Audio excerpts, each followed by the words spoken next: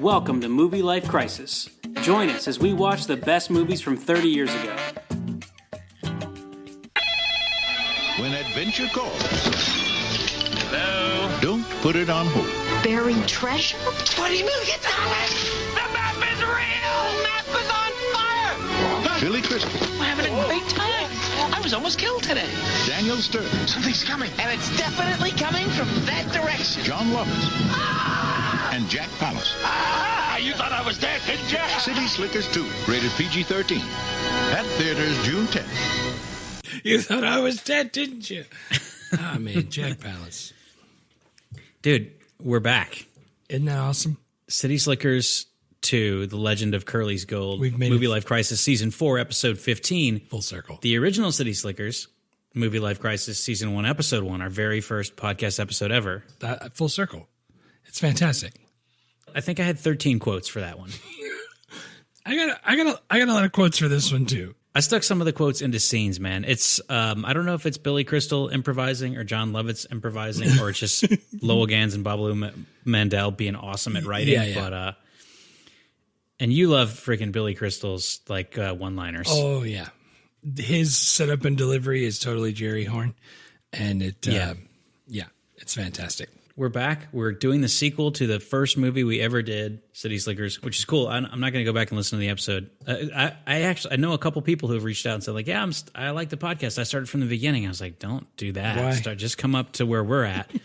Don't go and don't listen to us improving. Don't watch the junior high games. Right. Come right to the pro level. Right. Pro. That's funny.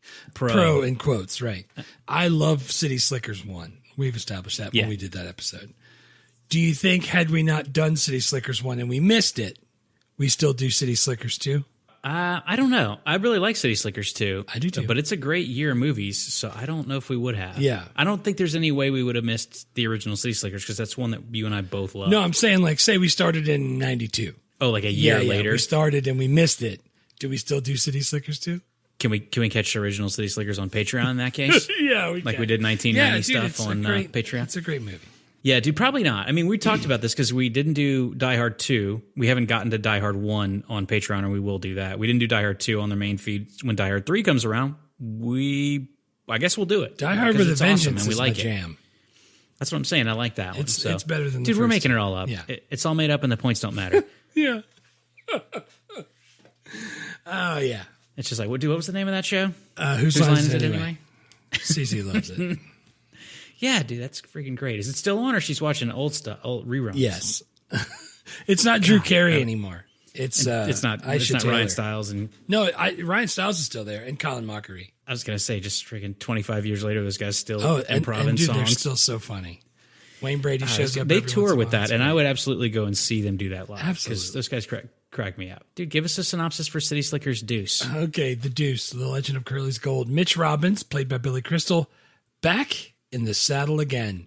This time he discovers a treasure map that leads him and his friend Phil, Daniel Stern, and his estranged brother, Glenn, Jon Lovitz, on a wild, wild west to find Curly's hidden gold. That's all it said. That sounds about right. Yeah, it's pretty close. I was trying to watch some behind-the-scenes footage because there's not a lot about this movie because it didn't do as well as the first one. And I saw Billy Crystal talking about doing like a press junket, and you could tell that he didn't like it all the questions. Hey, we go to the junket. You could tell he didn't like the questions the guy was asking because he's like, really? You're that guy? Because the guy was like, one of the questions was like, hey, I noticed that your Mets hat, like it looked kind of different in some scenes. Did you have like a lot of those? And he's like, really? Is that you're that guy? You had that it was on the left lapel. I don't like this movie anymore. Like, and he was trying to be funny about it, but you could tell he really was pissed off at the guy. Yeah, that's probably the 15th person that he's had to sit there and answer questions. And he was like, I don't know, 2. He's like, how much time is there left in this? But one of the questions the guy asked him about was about alternate movie titles for other countries, which is a great question because I love that too. Yeah. And he said that City Slickers, the original City Slickers in France was called like Life, Love, and Cows or something. And he was like, who would want to go see that? Life, Love, and Cows. And then he did and Billy Crystal did a whole bit in French where he was talking about, should we go see Life, Love, and Cows? Was it real French? I don't speak French, but it sounded good. Dude, so that's, all right. So, do you remember the movie? So this would be Life, Love, and Cows. Duh. Duh.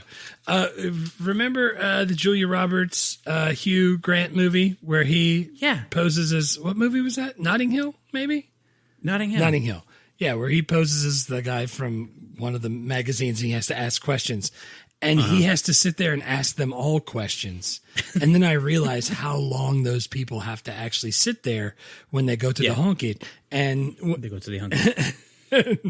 And they have to sit there and answer all those questions. So I could only imagine on question set number 16 and Billy Crystal's just like, really? Yeah, and they'll do like those press junkets, they'll do like 9 hours of interviews. And so, you know, on hour 6, when the like 9 millionth person from the freaking Hoboken Auto Journal is like, what was it like working with Daniel Stern? And he's like, I don't know. Great. Just shut up. I don't want to do this anymore.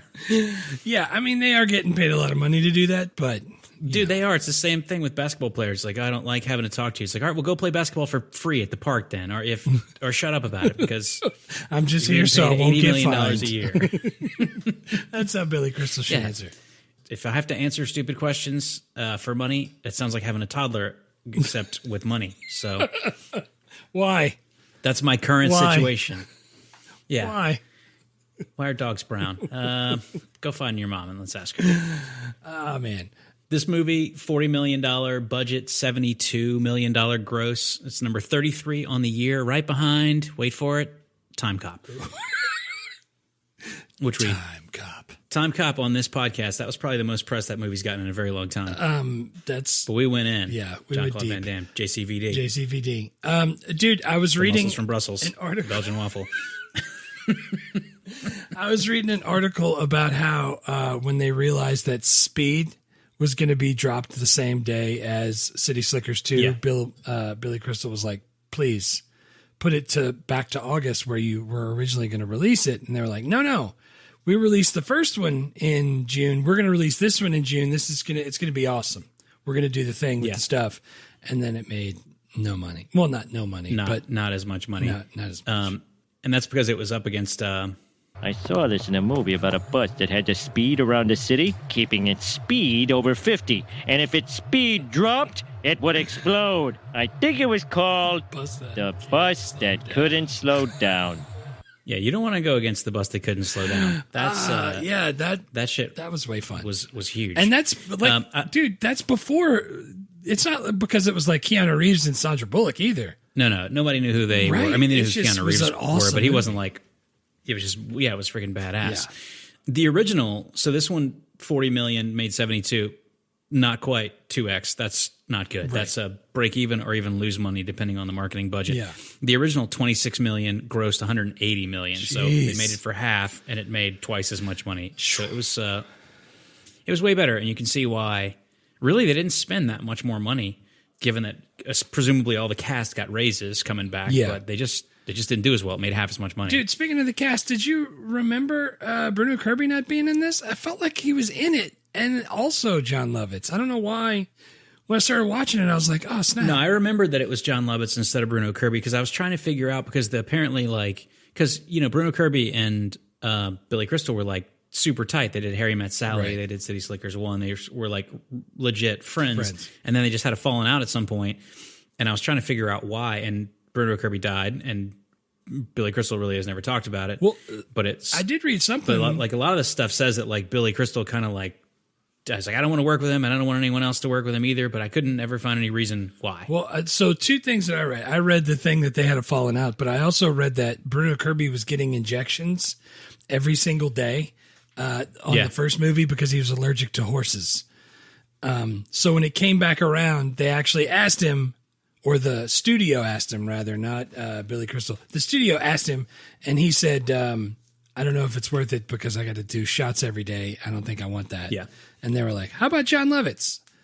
And that worked. Yeah, out. So I don't know which of those is the true story, and we're probably not going to find out unless Billy Crystal decides to tell us. And even then, we'd only have his side. But yeah, I know they just stopped working together, and then Bruno Kirby's career really kind of like tailed off a little bit. Yeah. Which stinks because I like that guy. It sucks because he's really good, and he was freaking great. And Harry Met Sally, he's great. And this one, Harry Met Sally, available on Patreon, by the way. And obviously City Slickers, Season 1, Episode 1.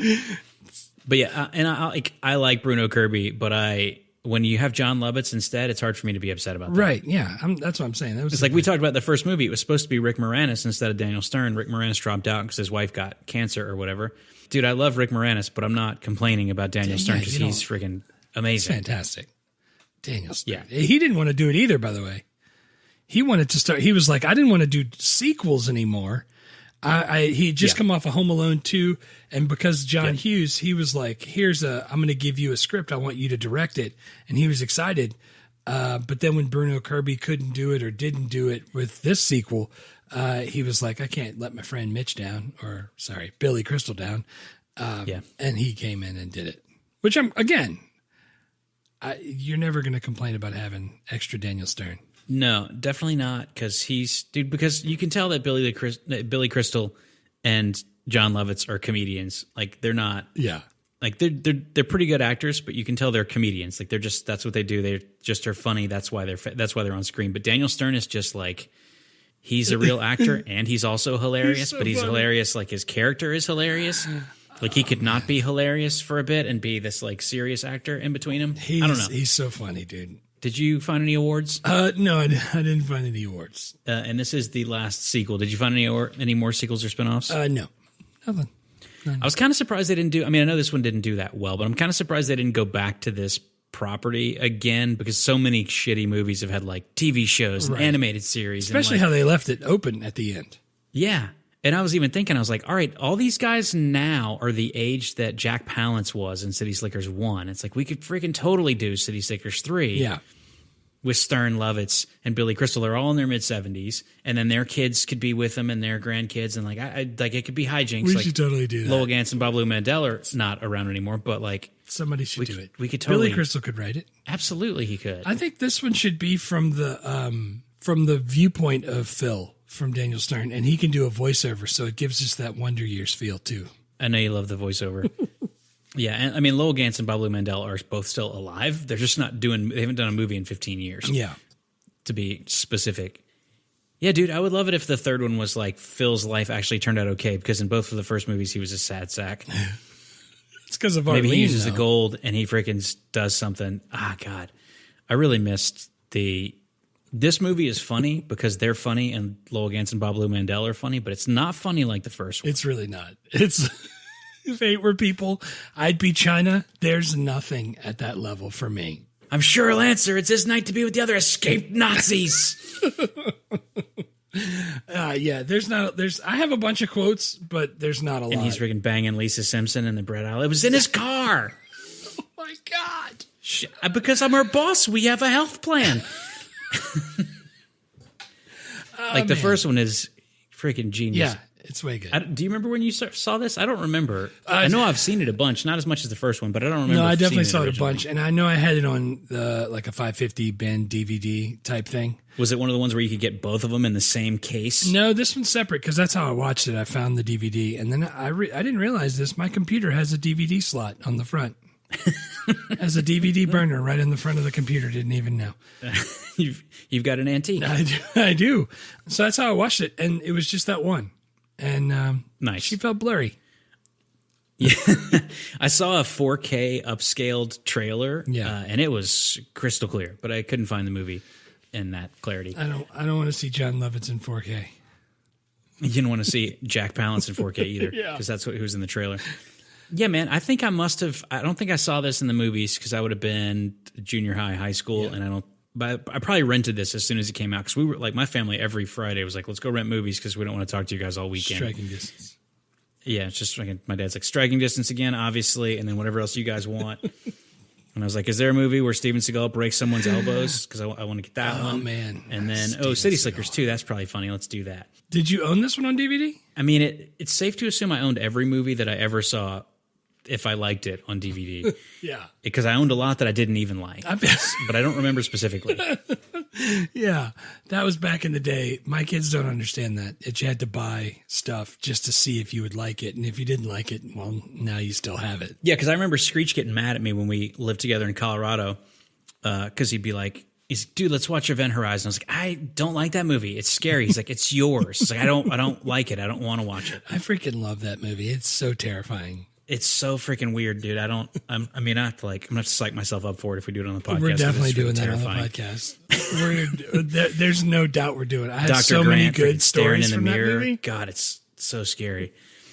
You can't leave. But yeah, he'd be like, She "It's won't your let you. movie. It's so stupid. Not even want to watch your own movies." Like, I don't want to. It's scary. Let's watch freaking Swingers again. If it makes you happier at all, when I was going through to watch this movie, I had to take it out of the plastic to watch it. So I apparently bought it and never watched it. Yeah, because I'll go back to because we were in Hammond like a week ago. We saw you guys. We hung out and went swimming, and like I have a bunch of DVDs at my parents' house still, and I'll be like, "Ooh, Buying the Cow." I have that on DVD. I don't even know if that movie, if you can find it anymore in the world. It's very hard to I own find. a DVD copy of it. Yeah, I have it too. Like just random shits. Like, hey, French Stewart's in that. Remember him? Oh man, you don't have the one with French Stewart and Bill Bellamy, do you? What was that one called? Yeah, I'm sure I probably did. God, if you have that one, I need it so And I can rip Jerry it. O'Connell? Yeah, no, not Jerry O'Connell. That was Buying the Cow. The one where where she has Bill Bellamy? Yeah, and she has to. It's got Bridget Sampras, and they get married, and then she turns out to be cray cray. Love Stinks. Love Stinks. He's like I'm tied sure I up on probably the do. cover. Yeah. Yeah. All of those like crass kind of vaguely rom-com movies are probably going to be so bad when we rewatch them. We should definitely rewatch this. 1999. I mean, if we have to bump The Matrix to do that, I think we probably could. Dude, It did but gross all of those $2.9 million. Oh man. How did we even see that? That movie is so not well known that when I type Bill Bellamy French into my browser to try to get to French Stewart, it autofills French toast. There's more people trying to search Bill Bellamy French toast than trying to find this movie. Oh man, that's freaking great. Dude, but that's how deep a cut that is. remember those old movies though with like Jason Biggs with like Boys and Girls and like Loser. Yeah, Losers. Like all of those. I hope we get to those. Yeah. Dude, we're definitely that's all in the late 90s, early 2000s. We're definitely gonna. Right, I'm saying like I don't want to get stuck doing the pianist and not do Loser because I like that so much. I mean, I think we're going to probably do Matrix and Titanic, but we'll also do Loser and Love Stinks and like yeah. Like the I still dumb say shit that Scotch. only we watched. Like that's yeah. I don't even remember that was from until I just said that movie out loud. Dude, what the hell is a Scotch? How'd you rate this? 1 to 10? No sevens. Dude, this I don't know if I'm comparing it to the original or what. It landed as a 7 for me, but you can't give 7s. So I went 6.5 because I don't feel like it got an 8. So Yeah. 6.5 for me.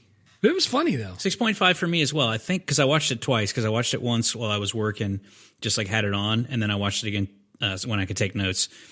And on the second watch, I realized like the first half I really like and it's really funny, and then the second half from like when they get stuck in the rain and they're all huddled up together, and then they find the treasure, but it's not the real treasures are friends we made along the way, and then they go back home. Yeah. Like all of that, which is like the last 40 minutes of the movie. I'm like, this part's kind of drags and it's not as funny. Yeah, dude. Even like the part where what's his nuts saves his brother and jumps on even that whole like stagecoach saving turn the mules at the last stampede. Like even that was like it felt like it took. That's too what I'm long. saying. I think that's like the entire third act of the movie, and I'm like, yeah, this is kind of not as much fun as the last one. Right. And I'm definitely comparing it to the other ones because as I'm just like. As stuff is happening, I'm just remembering freaking what's his name says, yeah, and Curly's friend Cookie told us about that, and I was like, oh, Cookie. Like, Lord, we give you Curly. Try not to piss him off. Was that it? What else is there? I got chicken burning. Like, I'm just remembering hilarious stuff from the first movie that's not in this one. Like, scoop of chocolate, scoop of vanilla. Don't waste my time. Like, there's just, because there's only 4 people in this movie instead of a bunch, instead of an ensemble, glad there's not those as guys much came funny back stuff. at the end, too. I know, me too. The guy that I always think is Newman, but is actually not him. Yeah, the not Newman from Billy Madison. Yeah, so we're both 6.5 out of 10. That feels right for me. Like did okay. It's got some really funny parts. I'm happy to watch it. I watched it twice in 48 hours. Yeah, but it's not nearly as funny as the first. Do you want to know the Rotten Tomatoes score? Yeah, I just looked it up. 15% Rotten Tomatoes. I was gonna say I feel like it's gonna be bad because you got to really like. When I was searching for background stuff on this, I actually found a Reddit post. It was like, is City Slickers 2 one of the sequels that's funnier than the original? And there was like 30 comments. They're like, what? That movie's terrible. I like it, but it's not funnier than the original. Yeah, it's not terrible, though. Let's do scenes. What's your top 3 scenes? Number 1. All right. First, how do you do your scenes, by the way? I meant to ask you this. Do you do yours in order of how they come up or in order of how they... I usually do them in the order they came up because as I'm watching the movie, I'll write down all the scenes that I think are like candidates, and then I'll go back through and take them out. Yeah, I just didn't know if you ranked them after that, and you go. I don't rank I give you them. number 3 first, and then go build up to number 1. I don't know if you did that. The very first scene, not the scene where he's dreaming, even though that is freaking weird. The first scene where he wakes up and lays back down and answers the phone on his birthday. And his mom's calling. And he's mouthing the words while the mom's doing it. And it's like, it's September 8th, 1952. And even like the laughs and the breaths, he's doing those. So they just like recorded the mom saying that story. And then he just listened to it over and over and memorized it. I thought that was hilarious. And the fact that the dad comes I didn't like that one that much because it's not a callback to the first movie. It's literally the exact same bit again. When people like lip syncing, the lip sync battles, just anytime somebody looks like they're not supposed to have that voice, fantastic. And he does a great job at mouthing the words. And he goes back and forth with his dad. It's just great. Also, the fact that he's 40 and I'm 45, that's brutal. Cause I was looking it up because I was like, is he actually 40 or is he Hollywood saying older. He's 40? Yeah, he's probably. Because he's 76 right now, so he would have been 46. 46. In the filming of this movie, which felt right to me. Like, he's 46, he's claiming that he's just turning 40. I was like, I don't know about that. But have you seen the stuff, like the memes and stuff going around where it's like, here's all the people in Cheers that were 30 when the show started? Like freaking, what's the Toy Story pig? Oh, John Ratzenberger, that's in Cheers. It's like in the first season of that show, he's like 30, but he looks like he's 50. Yeah.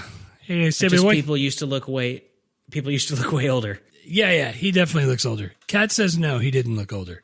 She was like, yeah, he looks like us. You're 45, he's 40.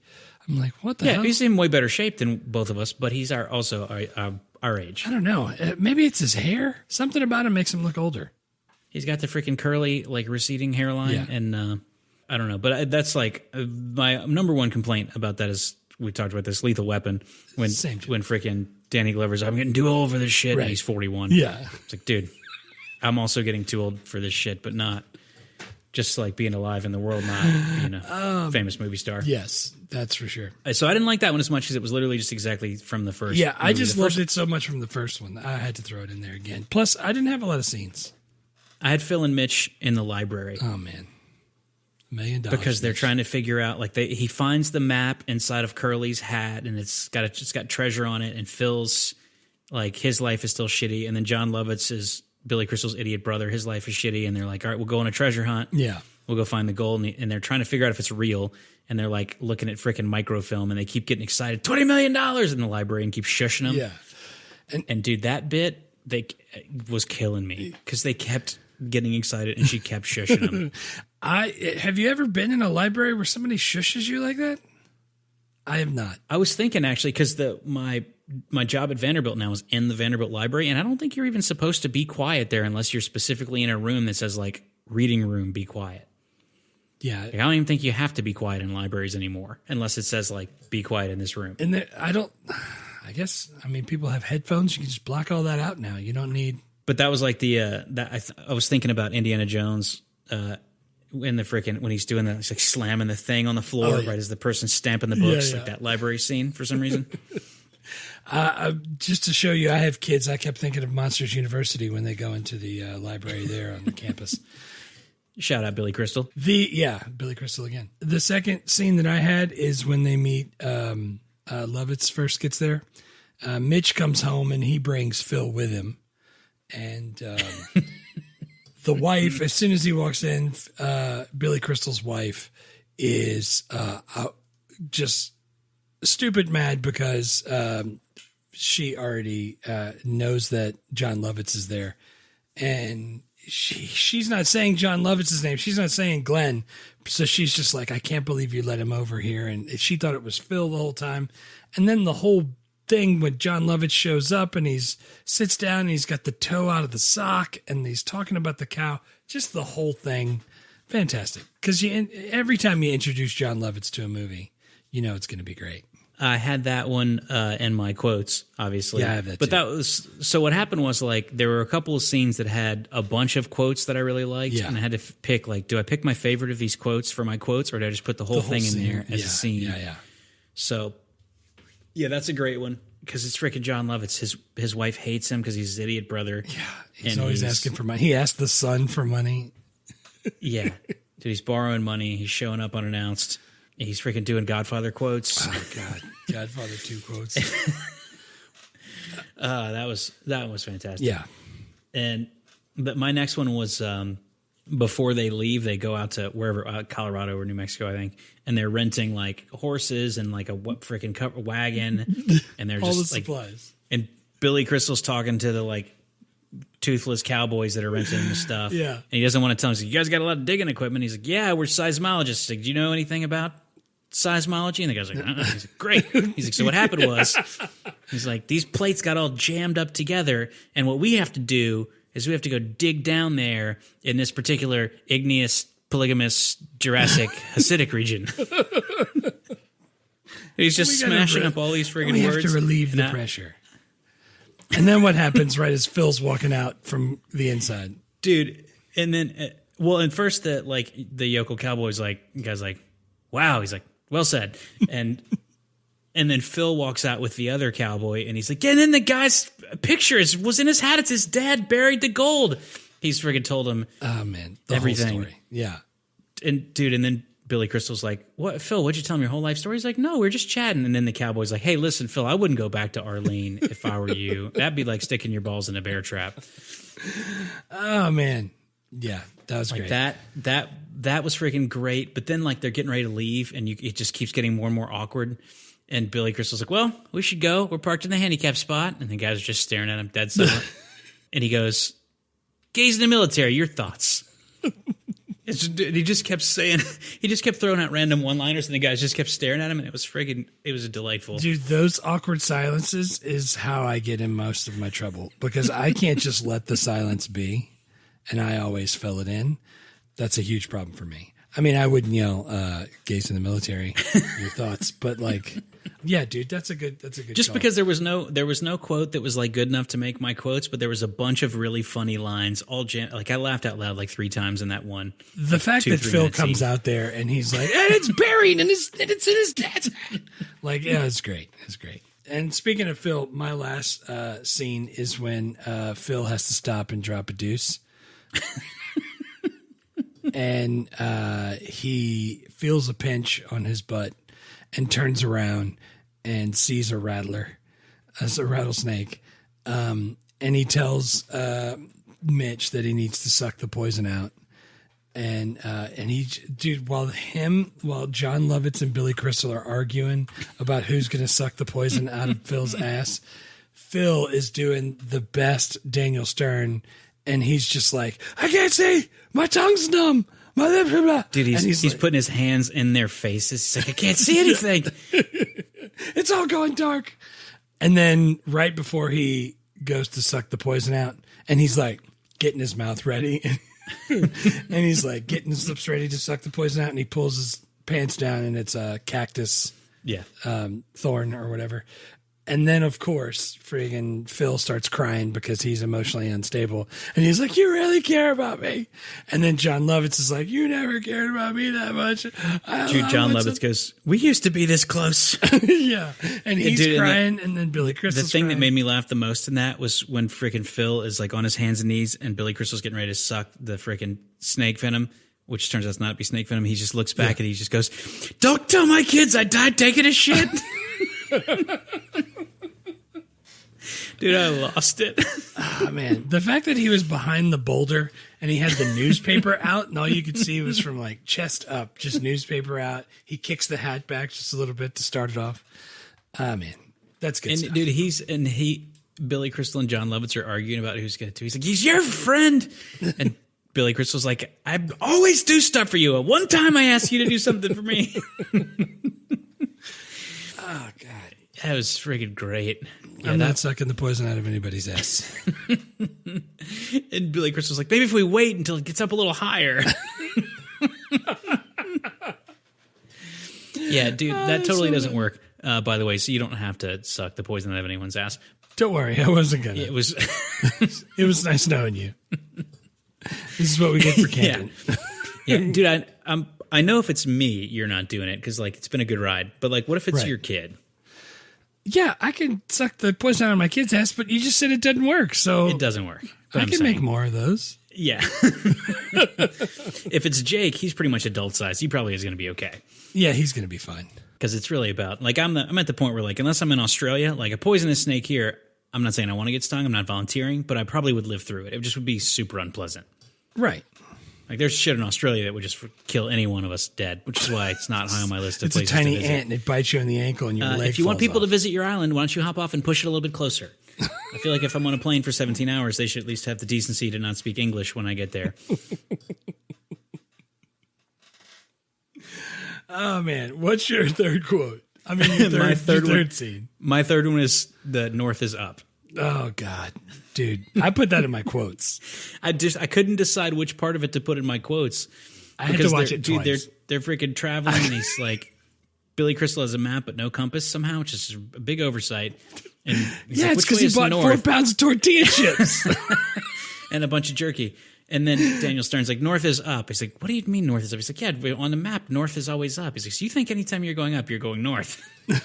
Dude, and this is, the best to me is when at the right at that beginning, he's like, all right, so we just got to figure out which way is north. And then Daniel Stern just so matter-of-factly, he's like, up. He's like, up, yeah. What do you mean up? Ah, Christ. It was dude, so and then funny, immediately after that, the conversation is, he's like, Jon Lovitz jumps in. He's like, no. He's like, the sun sets in the east, right? And Billy Crystal goes, the sun sets in the west. And Jon Lovitz goes, right, but we're in the west, so we're past where the sun sets. He's like, you can't be past where the sun sets. And if you think you can, and I'm standing due south of an idiot. Like, that's dude. Like, I couldn't boil that down to just one quote, but that's genius. The whole thing is in there, from which way is north to I'm standing directly south of an idiot. And he goes, which is down? He goes, right. Like, that's just 3 people all delivering brilliant lines like that. I had to put when that Jon in my Lovitz is like, give me the map. And he goes, yeah, let Magellan have a look. Dude, I had to pause it. Like, I was laughing out loud because I just remember this part. And then I rewound it like 3 times to watch it, make sure I got all the lines that I wanted. Maybe you should have bought a compass instead of 4 pounds of tortilla chips. That's maybe the most memorable part of this movie, because I know, I mean, people don't use maps anymore, so you don't really need that a lot, but right. You could do the north is up thing a bunch of times. I have an upside down map on my wall in the front of my classroom. It's a world map. All the words are right side up, but everything's upside down. And the kids are like, well, which way is north? And I was like, the bottom of the map is north. And they're like, well, north has to be up. I was like, why? Why does it have to be up? That's a fantastic scene. That's actually my first quote. It's so good. All right, well, dude, let's just go to quotes. Let's do that one since that was your first quote. We just did it. That's my first one. Yeah. You could just watch that bit on YouTube, and it's absolutely brilliant. That's what I was going to say. If I want to get the feeling of this movie, I watch that scene right there. It's freaking great. Yeah. That scene to me is the same as if I'm comparing it to something in the first movie, I'm comparing it to how did the VCR TV work? Like, that's those two right there. Those are the 2 quintessential quotes for those. See, and movies. they brought that back in this one, but they didn't spend as much time on it. I actually loved that. It was just like, it was during the montage. Yeah. Like the music's playing, they're showing the map. And like, there's a bunch of little interspersed pieces, and like one of it's like it's him and Phil talking about. He's like, you don't have to tell the TV anything because you've already programmed the VCR. Like, it's really short. I was like, that's a great callback. Right. Yeah, dude. My first quote is the cow's name is Norman. Yeah, I put that in there. Something wrong with your cow. It's like, there's something wrong with your cow. I thought I would do some chores, so I thought milk the cow, and I reach under there and I'm pulling and I'm tugging, nothing. And Billy Crystal says, the cow's name is Norman. You were pulling on his dick. And then Jon Lovitz goes, I think I'll go wash up. Dude, that's how you know he's a comedian, because his comedic timing to pause for just the right amount of time and go, I'm going to go wash up. Dude, fantastic. That was one of my quotes also. Lovitz's timing and delivery is always fantastic. What's your next one? My second quote was when they're talking about how cold it is and they're not going to make it. And Phil says, in case we don't make it and I die first, eat me. And Mitch is like, eat you? I don't even like talking to you on the phone. Oh, God, that's fantastic. I got to bring, there's some in here that I used to say all the time and I don't say anymore. And I'm definitely bringing it back. I can't wait to start saying I don't even like talking to you on the phone. Dude, I'm bringing it all back. That's underrated. My second one is so the cow's name is Norman. You were pulling on his dick. If we're talking about this movie, that's the quote that gets used the most, followed closely by this one: $1 million, Mitch, $1 million. $1 million. Little louder, Phil. I don't think all the crack dealers heard you. Yeah. Which isn't even the funniest part of this movie, but it's just one that we did all the time. We said that constantly. Talking about this movie. So I had to put that on the list. Plus, anytime somebody said $1 million, if somebody said $1 million, we just yelled it. In the same way that, if someone says 10 years, you go, 10 years, man. 10 years, man. Gross Point Blank, also 1999, I think. Oh, man. Do we have room for that? And the other one, Love Stinks? Stick around for 5 years and find out. Dude, I put the $1 million, Mitch, as an honorable mention because I knew you were going to put it in there, and I knew we said it all the time. But my last one is when Billy Crystal is complaining about his brother, and he's doing the whole bit where he's saying a bunch of stuff about the person, and he says he's behind me, he's behind me, isn't he? That whole bit, and he is going after him, and he calls him the vice president of lazy. Yeah, and I use that all the time, and I forgot it was from this. It's great. Yeah, I totally forgot about that. God, Vice President of Lazy.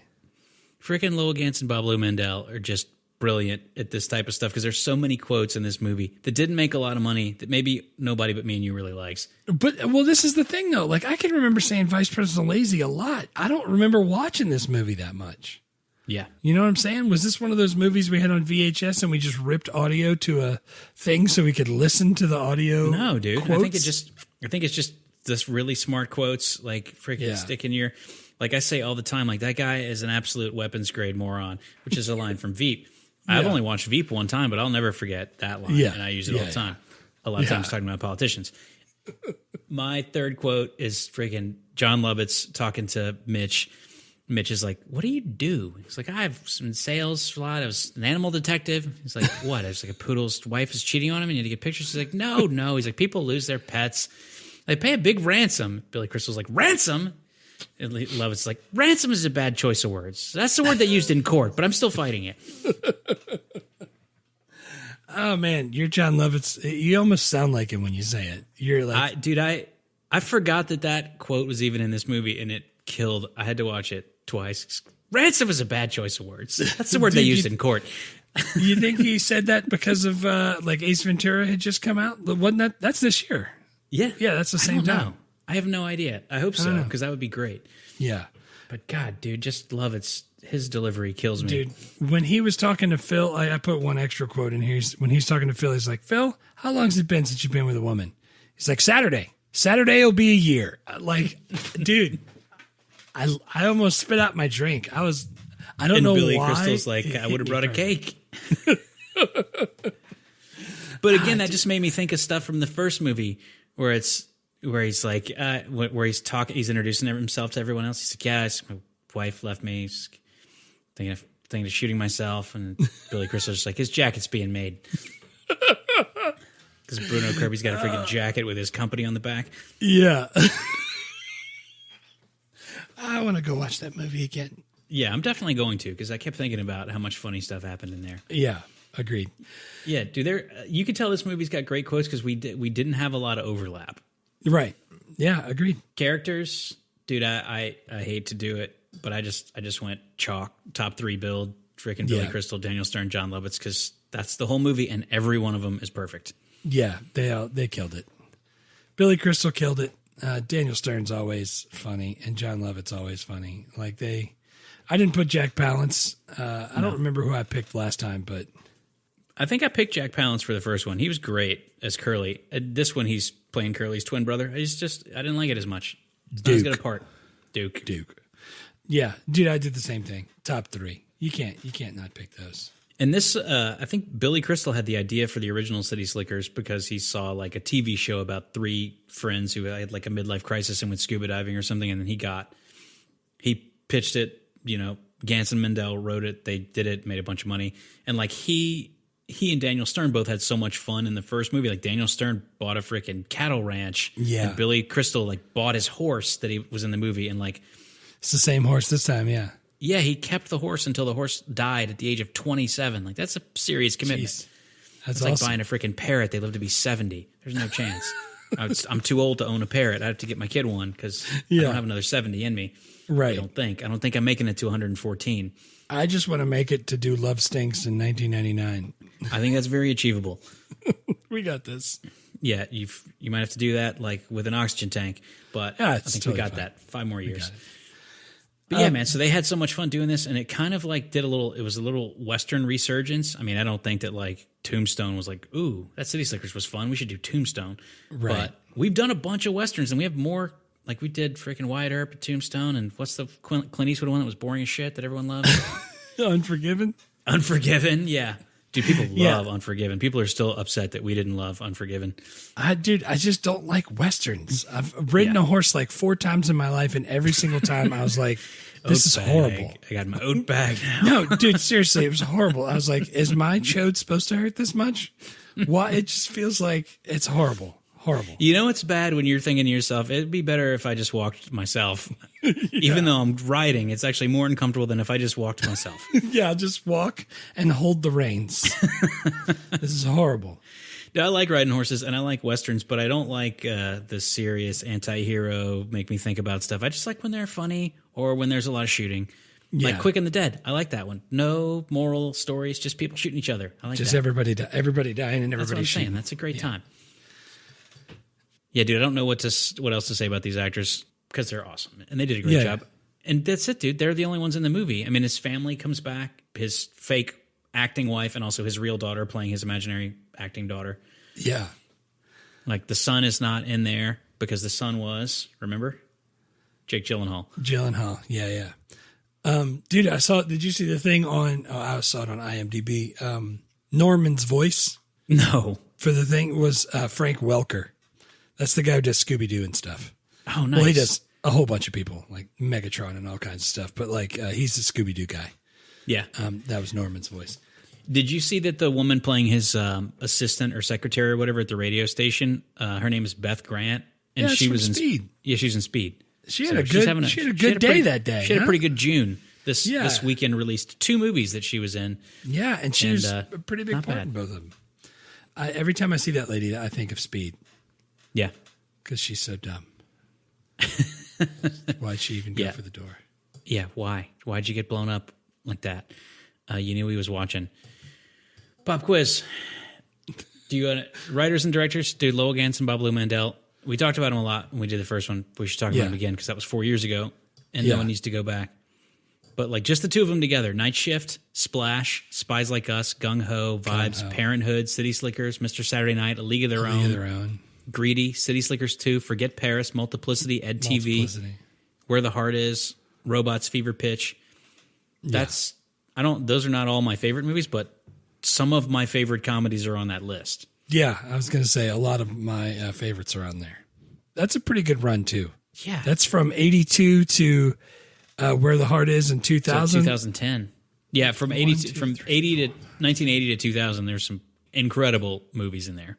Dude, 11 of the 14 movies from 82 to 2000 are my jam. Well, dude, not only that, but like creator of Joni Loves Chachi, creator of Laverne and Shirley, writer on Happy Days, writer on The Odd Couple. Like these That's crazy. Dudes freaking go way back. They do some good work. And you can tell between they're both from Queens. Jewish guys from Queens. Billy Crystal, Jewish guy, probably also from Queens.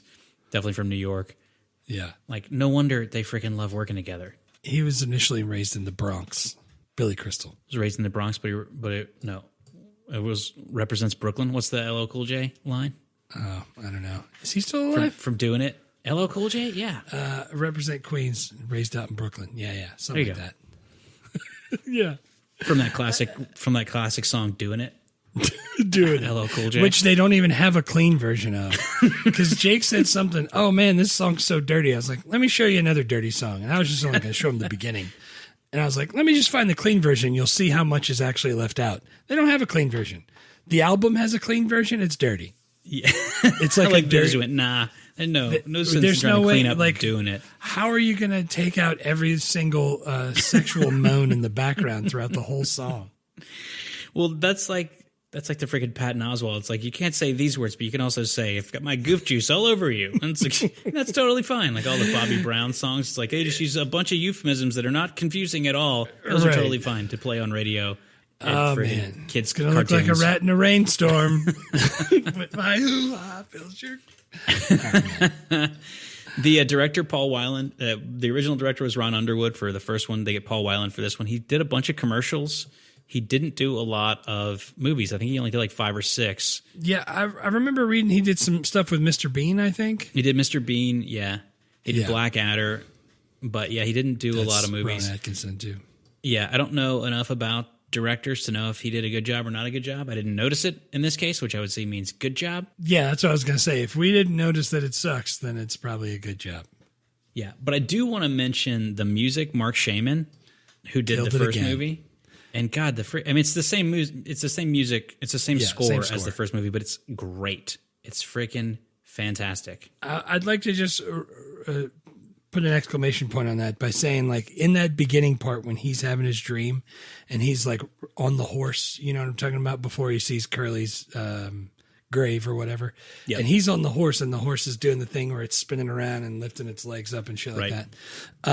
That da-na-na-na-na-na, like that whole score is playing. And I was like, golly, this guy is good. He's really good. He's fantastic, man. And I wish that I had a little bit more time, because I've gotten in touch with Mark Shaman before to ask him. I asked him to come and talk to us about Sister Act. And he put us in touch with Mervyn Warren, who did all the choir arrangements for Sister Act 2, who we were able to talk to. But Mark Shaman was like, hey, I'm busy doing stuff on Broadway right now, but if I have time, I'll talk to you about another movie. So I would have liked to have reached out to him just to go like, dude, this score is awesome. Talk about that. Good. So good. Give us 10 minutes and tell us why it's so awesome. And it's the same thing like the beginning credits where they're kind of cartoon drawn. Yeah. And it's the score. It's like, you don't see that anymore. And I know your kids, like, they don't want to sit through 90 seconds of that before stuff starts, but I loved it. They do not. Yeah. I do. If the score is good like that, I'll take it every time. Yeah, man. Do you have any other stuff for the like production side of things? I got no more of that and no more good. I told you all my stuff. The only thing I had in the worst was Old Tech Alert. Yeah, I have 2 things. What'd you write down? The first one, I almost had it on my list of quotes where Billy Crystal says, he's talking to his wife and he says, don't call the hotel, call the cellular. The switchboard blew up. Call my cellular. He lied. They're supposed to be in Vegas for a convention. They're really out in the desert looking for gold. Yeah. And he's like, he told his wife, he's like, yeah, the switchboard at the hotel blew up. They don't even know. Big electrical surge. He's like, so don't call the hotel. Just call the cellular. I'll have it with me the whole time. And I was like, this movie's so old. He had to make sure his wife, there's no chance that if you were traveling that your significant other would try to look up the number for the hotel, call the front desk, ask for your name, and then get to have it ring the phone in the room. No one would ever, it would never even occur. If you called your phone and you didn't answer, I don't even think someone would think of that. I know if somebody calls my hotel room, I'm not answering that phone. I am, because it's probably the front desk, and like it's finally time they're going to bring me my answer your telephone. Answer your telephone. But yeah, man, I love that they had to have a specific like plot point where he explained to his wife that she couldn't call the hotel. I was like, dude, I don't think people understand that was the thing that you used to do. Yeah, and you don't even want to use your cellular out there, because the roam minutes would be killing you. Just the other old tech I wrote down was because Jon Lovitz was over and his wife was complaining. She's like, yeah, he's already asked me for money and made a bunch of long distance phone calls.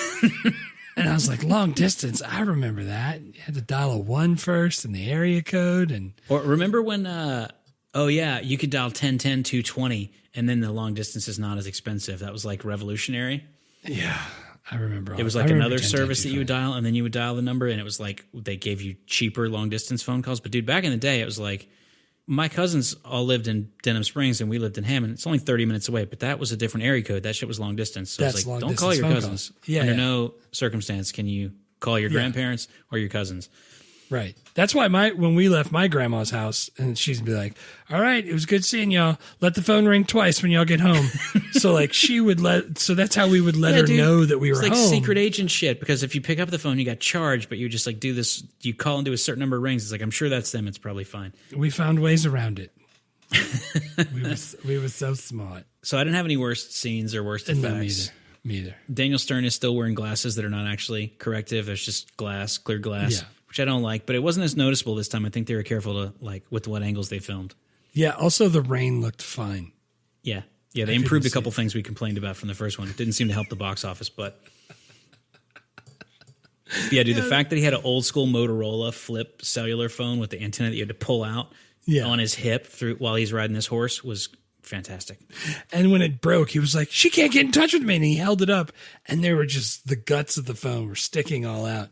That's not how that works now. Not only is that not how that works, but Billy Crystal was, when they were in Vegas, he was talking to Duke at the end, and he was saying stuff about Vegas. He's like, I don't know, buffets. People love the buffets. $3.95 all you can eat. Dude, that's not how much it is anymore. They don't have those anymore. You can't even find a buffet in Vegas. They're $30 at least, even if those it's like, those are the cheap ones. That's what I'm saying. Like, and that ends up being like Golden Corral style buffet.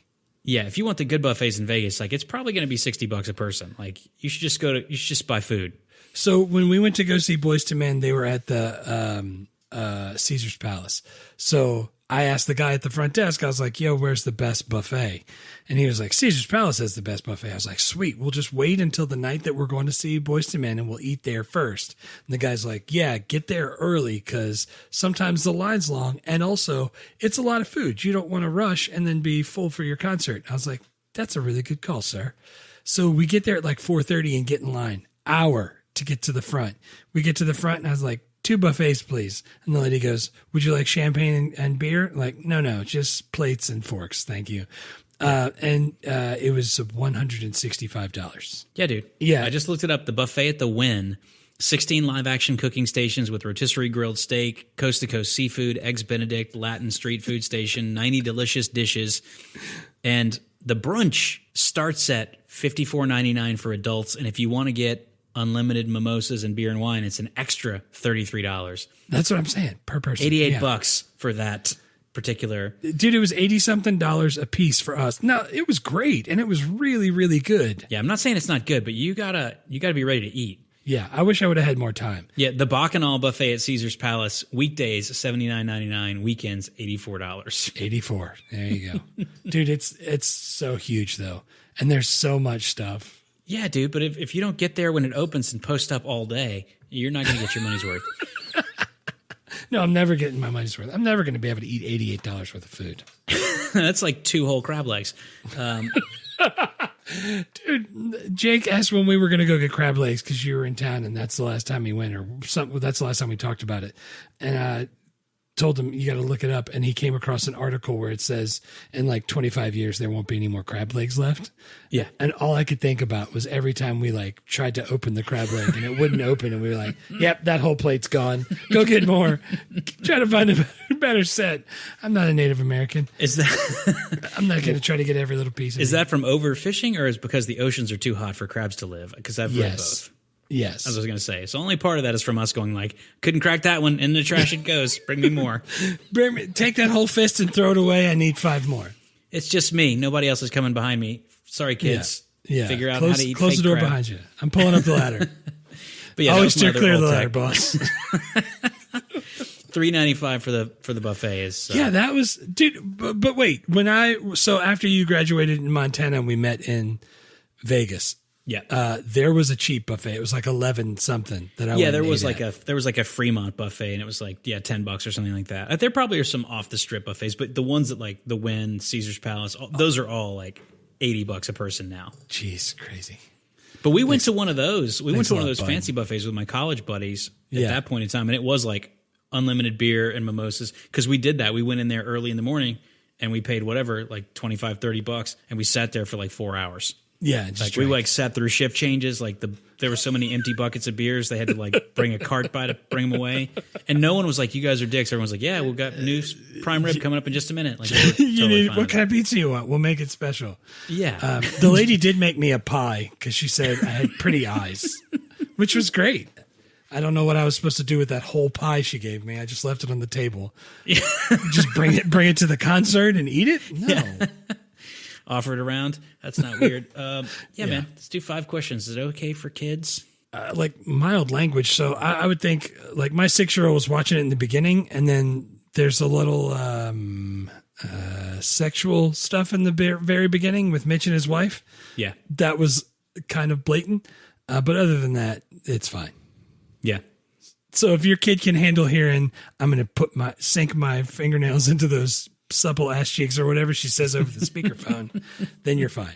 What we did miss when we talked about awards, that it was nominated for a Razzie for worst remake. Oh yeah, sorry, but it didn't win. So I saw that. It's an honor to be nominated.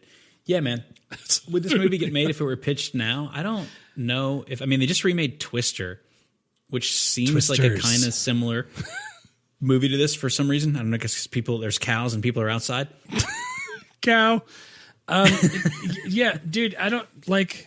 You would have to have a lot of updates, don't you think? I honestly don't know, but if I heard that they were going to reboot City Slickers, I think I would be like, if it's someone that I like that's in that, I'm actually kind of excited. We'll see on my recast. Yeah, like if Andy Samberg like announces that he's redoing City Slickers, I'd be like, oh, that could be cool. Yeah, there'd probably be a lot of dick and fart jokes, but like I'll go see that. I don't see Andy Samberg riding a horse, but maybe.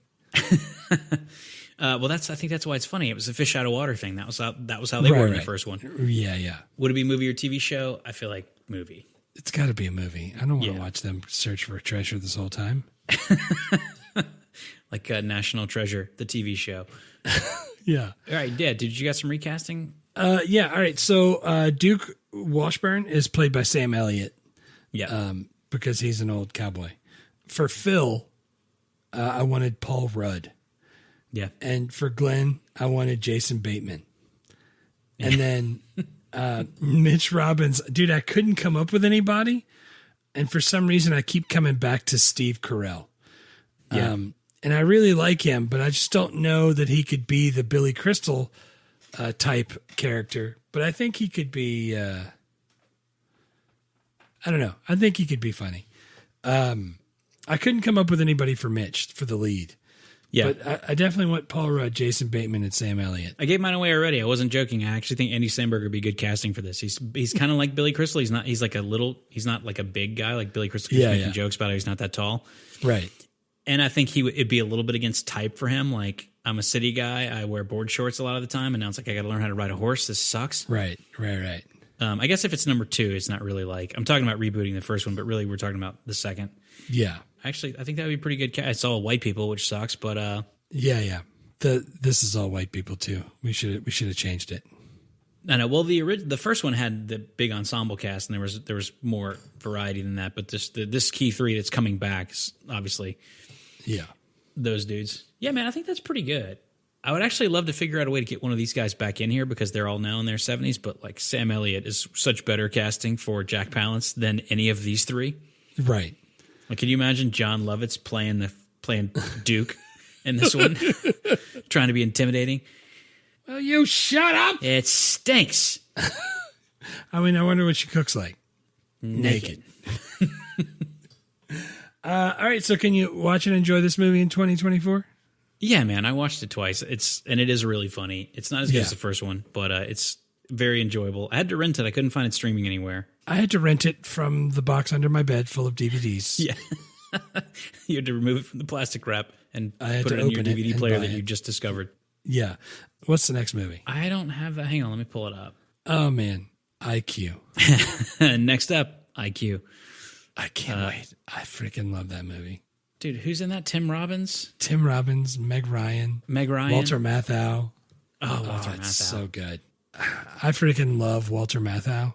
So I can't wait to watch it again. I hope it doesn't suck. Yeah. It's going to be funny. And it'll be something fun right before we do another dinger of Legends of the Fall. I can't wait for that because I know how angry you get when all the people are outside the whole time. Yeah. I'm just very excited to go. Dude, it's not the same as A River Runs Through It. It's going to be fine.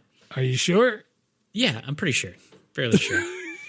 Because I'm looking at the pictures right now and everybody's wearing hats standing in front of Ford Model Ts out in a freaking meadow, dude.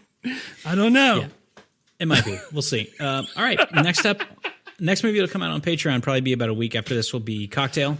Tom Cruise, Elizabeth Shue. I can't wait for that. It's got a fantastic soundtrack. Jeff thinks it's terrible. It might be. Did you watch it yet? That one yet? No, I haven't. Oh, that's why you're so I like excited. it. I'm excited. And the next episode on the main feed will be IQ, the romantic comedy about Albert Einstein. Yes. I like how we have to put a colon and say that at the end because nobody knows what that movie is. You absolutely have to explain. If you just go like, because people are like, what do you guys do next on the podcast? I promise if I say IQ, everyone will go, I don't know what you're talking about. Yeah. Yeah. I'm just glad we're doing it because I like it. Yeah, dude, I'm excited. I love a rom-com, and all the people in it are awesome. Yeah. All right. Anything else? Nope. Vaya con Dios. Vaya con Dios. Thanks for listening to Movie Life Crisis. Please subscribe, rate, and review, and remember, don't drive angry.